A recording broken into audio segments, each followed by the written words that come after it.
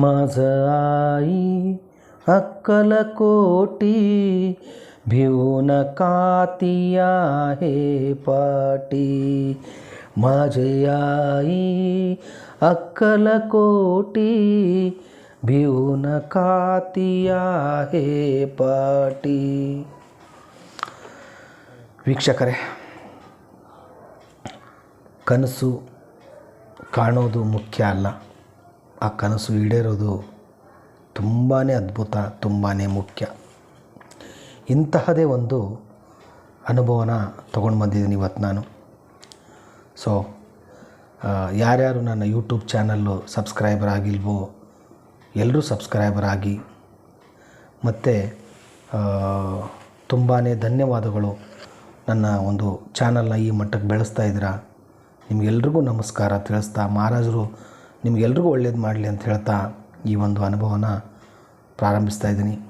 ಇದು ಈ ಒಂದು ಅನುಭವ ಸರಸ್ವತಿ ಅನ್ನೋ ಒಂದು ಹೆಣ್ಣು ಮಗುವಿನ ಒಂದು ಅನುಭವ.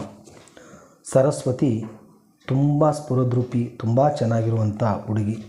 ಅವರ ತಾಯಿ ಕೂಡ ಅಷ್ಟೇ ಕಷ್ಟಪಟ್ಟು ಸರಸ್ವತಿನ ಬೆಳೆಸಿರ್ತಾರೆ. ಸರಸ್ವತಿಗೊಂದು ಆಸೆ ಇರುತ್ತೆ, ನಮ್ಮ ತಾಯಿ ಬೇರೆದವರ ಮನೆಯಲ್ಲಿ ಅಡುಗೆ ಮಾಡಿ ಪಾತ್ರೆ ಉಜ್ಜಿ ನನ್ನನ್ನು ಬೆಳೆಸ್ತಾ ಇದ್ದಾರೆ, ನನ್ನ ಲೈಫಲ್ಲಿ ಏನಾದರೂ ನಾನು ಸಾಧನೆ ಮಾಡಬೇಕು ಅನ್ನೋ ಒಂದು ಛಲ ಇರುತ್ತೆ. ಅದಕ್ಕೆ ತಕ್ಕನಾಗೆ ತುಂಬ ಸ್ಟ್ರಗ್ಲಿಂಗ್ ಮಾಡಿ ಜೀವನದಲ್ಲಿ ಓದ್ತಾರೆ, ಓದಿ ಯಶಸ್ಸು ಕಾಣ್ತಾರೆ. ಆದರೆ ಎಲ್ಲೂ ಕೆಲಸ ಸಿಕ್ಕಿರಲ್ಲ ಇವರಿಗೆ.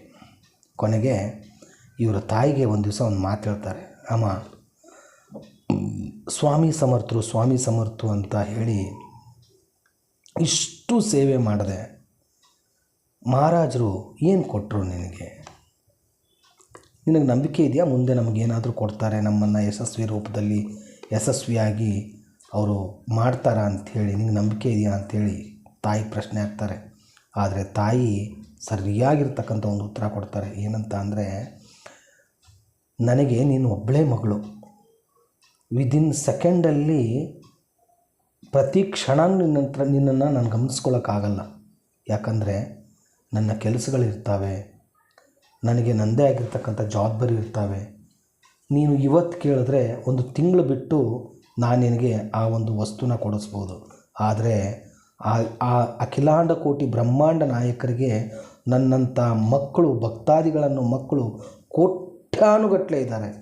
ಆದರೆ ಎಲ್ಲರ ಕಡೆನೂ ಅವ್ರು ನೋಡಬೇಕು, ಎಲ್ಲರ ಕಡೆನೂ ಅವ್ರು ಗಮನಿಸಬೇಕು. ಎಲ್ಲರ ಕಷ್ಟ, ನೋವು, ದುಃಖ, ಸುಖ, ಸಂಕಟ ಎಲ್ಲ ಪ್ರತಿಯೊಂದರಲ್ಲೂ ಕೂಡ ಮಹಾರಾಜರು ಅವ್ರ ಜೊತೆ ನಿಲ್ಲಬೇಕು. ಅಂದರೆ ನನ್ನ ಜೊತೆ ನಿಲ್ಲಲ್ಲ ಅಂತ ಅರ್ಥ ಅಲ್ಲ, ನಿಲ್ಲೋದು ತಡವಾಗ್ಬೋದು, ಆದರೆ ನಿಲ್ತಾರೆ ಅನ್ನೋ ಒಂದು ಆತ್ಮವಿಶ್ವಾಸ ನನಗಿದ್ದೇ ಇದೆ. ನಾನು ನನ್ನ ದೇಹದಲ್ಲಿ ಉಸಿರಿರೋ ತನಕ ಸ್ವಾಮಿಯ ಸೇವೆ ಮಾಡೇ ಮಾಡ್ತೀನಿ ಅಂಥೇಳಿ ಆ ಮಗಳಿಗೆ ಹೇಳ್ತಾರೆ. ಸರಿ ಅಮ್ಮ, ನಿನ್ನ ಇಷ್ಟ ಅಂಥೇಳಿ ಮಗಳು ಕಾಲೇಜಿಗೆ ಹೋಗ್ತಾಳೆ. ಕಾಲೇಜು ಮುಗಿಯುತ್ತೆ, ಕೆಲಸದಗೋಸ್ಕರ ಒದ್ದಾಟ ನಡೆಯುತ್ತೆ. ಆದರೆ ಅವ್ರ ಮಗಳಿಗೊಂದು ಹುಚ್ಚು, ಯಾವುದಾದ್ರೂ ಕಾರೊಂದು ಪಕ್ಕದಲ್ಲಿ ಹೋಗ್ಬಿಟ್ರೆ ನಾನು ಯಾವಾಗ ಈ ಕಾರಲ್ಲಿ ಕೂತ್ಕೋಬೇಕು, ನಾನು ಯಾವಾಗ 4 ಜನರ ಮಧ್ಯೆ ವಿಲ್ ಬಿ ಸ್ಪಾರ್ಕ್. ಅದು ಅಂದರೆ ಅದು ಇರಬೇಕು, ಇರಬಾರ್ದು ಅಂತ ಅಲ್ಲ, ಇರಬೇಕು. ಯಾಕಂದರೆ ಆ ಥರ ಚಾಲೆಂಜ್ ಇದ್ದಾಗಲೇ ಮನುಷ್ಯ ಮುಂದೆ ಬರೋಕ್ಕೆ ಸಾಧ್ಯ. ಸೊ ಇದೇ ಒಂದು ಸ್ಪಾರ್ಕು. ಯಾವುದೇ ಕಾರಣಕ್ಕೂ ಅವರು ಸ್ವಾಮಿ ಸಮರ್ಥರ ಸೇವೆ ಮಾಡ್ತಾ ಇರೋಲ್ಲ, ಒಪ್ಕೊಳ್ತಾ ಇರಲಿಲ್ಲ ಸ್ವಾಮಿ ಮಹಾರಾಜರ ಬಗ್ಗೆ. ಹೀಗಿದ್ದಾಗ ಇವರಿಗೆ ಒಬ್ಬ ಆತ್ಮೀಯ ಗೆಳತಿ, ಅಂದರೆ ಇವರ ಕಷ್ಟ, ಸುಖ, ದುಃಖ, ಸಂಕಟ ಎಲ್ಲರೂ ಪ್ರತಿಯೊಂದು ಜೊತೆ ಇವ್ರ ಜೊತೆ ಇರುವಂಥ ಒಬ್ಬ ಗೆಳತಿ ಇರ್ತಾಳೆ. ಅವಳು ಮಹಾರಾಜರ ಪರಮ ಭಕ್ತಳು. ಆವಾಗ ಅವಳಿಗೆ ಏನೋ ಒಂದು ಹೆಲ್ತ್ ಇಶ್ಯೂ ಆಗಿ ಬೆಡ್ ರೀಡಲ್ಲಿ ಮಲಗಿರ್ತಾಳೆ. ಆವಾಗ ಇವ್ರು ಏನು ಮಾಡಿಬಿಡ್ತಾರೆ, ಇಲ್ಲ ನೀನು ಏನಪ್ಪ ಅಂದರೆ ನನ್ನ ಬೆಸ್ಟ್ ಫ್ರೆಂಡ್ ನೀನು ಸಂಗೀತ, ನೀನು ಏನು ಮಾಡಬೇಕು ಅಂತಂದರೆ ಪ್ರತಿ ದಿವಸ ನನಗೋಸ್ಕರ ಸ್ವಾಮಿ ಮಹಾರಾಜರ ಮಠಕ್ಕೆ ಹೋಗಬೇಕು, ಔದುಂಬರ ವೃಕ್ಷನ ಸುತ್ತಬೇಕು, ಅಲ್ಲಿಂದ ತೀರ್ಥ ತಗೊಂಬಂದು ನನಗೆ ಕುಡಿಸ್ಬೇಕು. ಒಂದು 7 ದಿವಸ ಮಾಡಿದ್ರೆ ಸಾಕು. ಸರಿ ಆಯಿತು, ನನಗೋಸ್ಕರ ಎಷ್ಟೋ ಸಾರಿ ಸಹಾಯ ಮಾಡಿದ್ದಾಳೆ, ಇದೊಂದು ಸೇವೆ ಮಾಡಿದ್ರೆ ಏನೂ ತಪ್ಪಲ್ಲ ಅಂಥೇಳಿ ಒಪ್ಕೋತಾರೆ. ಒಪ್ಕೊಂಡು ಗುರುವಾರದಿಂದ ಸ್ಟಾರ್ಟ್ ಮಾಡ್ತಾರೆ. ಗುರುವಾರದ ದಿವಸ ದೇವಸ್ಥಾನಕ್ಕೆ ಹೋಗುವಾಗ ಸೀರೆ ಉಟ್ಕೊಂಡು ಹೋಗುವಂಥದ್ದು ವಾಡಿಕೆ ಎಲ್ಲರೂ.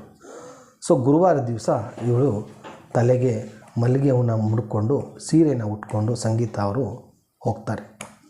ಹೋಗಿ ಔದುಂಬರ ವೃಕ್ಷನ ಸುತ್ತಿ ಒಂದು ಮಠದಲ್ಲಿ ಇರ್ತಕ್ಕಂಥ ತೀರ್ಥನ ತಗೊಂಡು ಬರ್ತಾರೆ. ಸೊ ಇದು 7 ಡೇಸು ನಡೀತಾನೆ ಇರುತ್ತೆ. ಇದನ್ನು ಒಬ್ಬ ಹುಡುಗ ಗಮನಿಸ್ತಾ ಇರ್ತಾನೆ. ಇವರು ಮಾಡುವಂಥ ಸೇವೆ ಇದನ್ನೆಲ್ಲ ಗಮನಿಸ್ತಾ ಇರ್ತಾನೆ.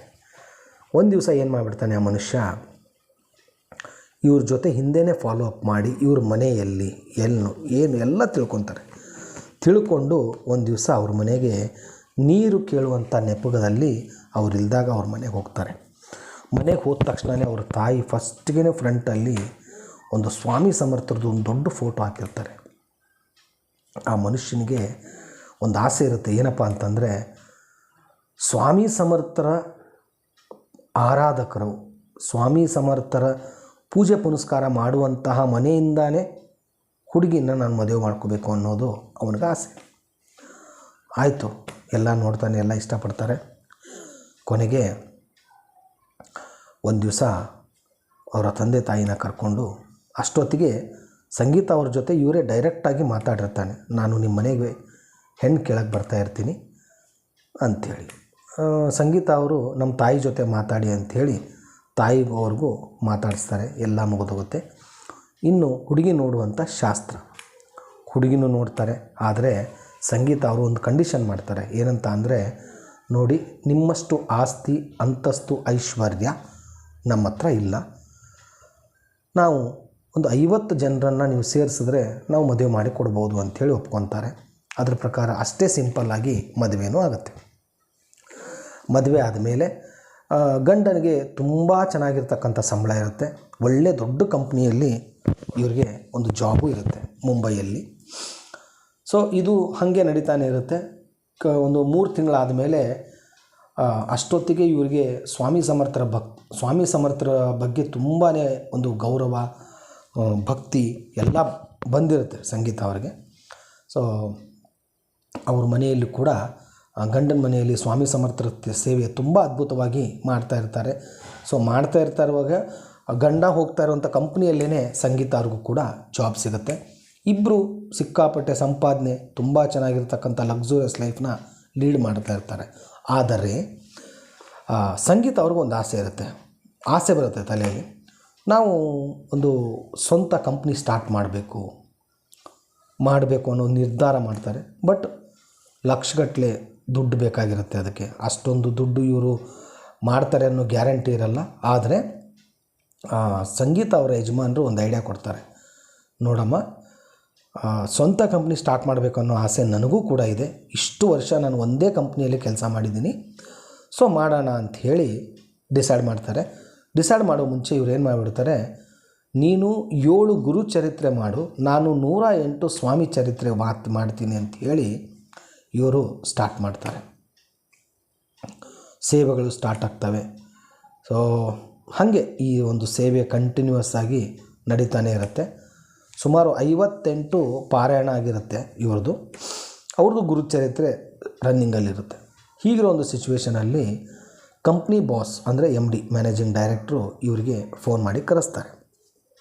ಇಲ್ಲ, ನೀವು ಮಧ್ಯಾಹ್ನ ಊಟಕ್ಕೆ ನಮ್ಮ ಮನೆಗೆ ಬನ್ನಿ ಅಂತ ಹೇಳ್ತಾರೆ. ಆದರೆ ಸಂಗೀತ ಅವ್ರು ಹೇಳ್ತಾರೆ, ಇಲ್ಲ, ನಾವು ಗುರುಚರಿತ್ರೆ ಪಾರಾಯಣ ಮಾಡೋದ್ರಿಂದ ನಾವು ಮತ್ತೊಬ್ಬರ ಮನೆಯಲ್ಲಿ ಊಟ ಮಾಡಲ್ಲ ಅಂಥೇಳಿ ಹೇಳಿದಾಗ, ಇಲ್ಲ ಸರಿ ಬನ್ನಿ, ನೀವು ಅಟ್ಲೀಸ್ಟ್ ಕುತ್ಕೊಂಡು ಮಾತಾಡೋಣ ಅಂತ ಸಂಗೀತ ಅವರು ತಮ್ಮ ಯಜಮಾನರನ್ನ ಕರ್ಕೊಂಡು MD ಮನೆಗೆ ಹೋಗ್ತಾರೆ ಮಧ್ಯಾಹ್ನ.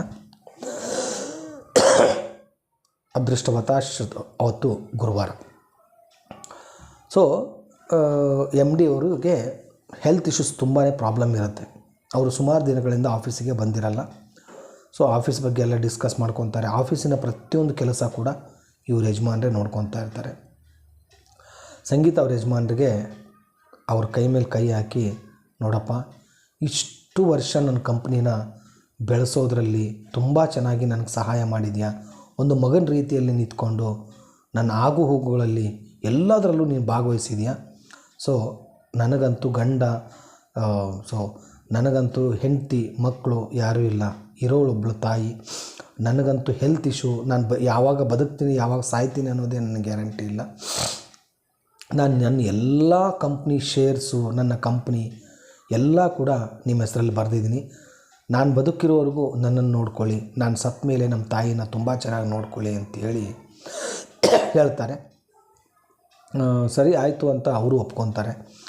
ಒಪ್ಕೊಂಡೋಕ್ಕಿಂತ ಮುಂಚಿತವಾಗಿ ಸಂಗೀತ ಅವರು ಒಂದು ಮಾತು ಹೇಳ್ತಾರೆ. ಏನಂತ ಅಂದರೆ, ಇನ್ನು ಮುಂದೆ ನಾವು MD ಆಗಿರ್ತೀವಿ, ಆದರೆ ನಮಗೆ ಬರ್ತಕ್ಕಂತಹ 2 ಲಕ್ಷ ಸಂಬಳ, ನಾವು ಅದೇ ಥರನೇ ಕೆಲಸ ಮಾಡ್ತೀವಿ. ನಮಗೆ ಬರುವಂಥ ಸಂಬಳ ನಮ್ಮ ಕೊನೆಯ ಉಸಿರಿರೋ ತನಕ ಪ್ರತಿ ತಿಂಗಳು 2 ಲಕ್ಷ ರೂಪಾಯಿಯಿಂದ ನಿಮ್ಮ ಹೆಸರಲ್ಲಿ ಎಲ್ಲ ಅನಾಥ ಮಕ್ಕಳಿಗೆ ಅನ್ನದಾನದ ಸೇವೆ ನಾವು ಪ್ರಾರಂಭ ಮಾಡ್ತೀವಿ ಅಂಥೇಳಿ ಸಂಗೀತ ಅವರು ಅವ್ರಿಗೆ MDಗೆ ಮಾತು ಕೊಡ್ತಾರೆ.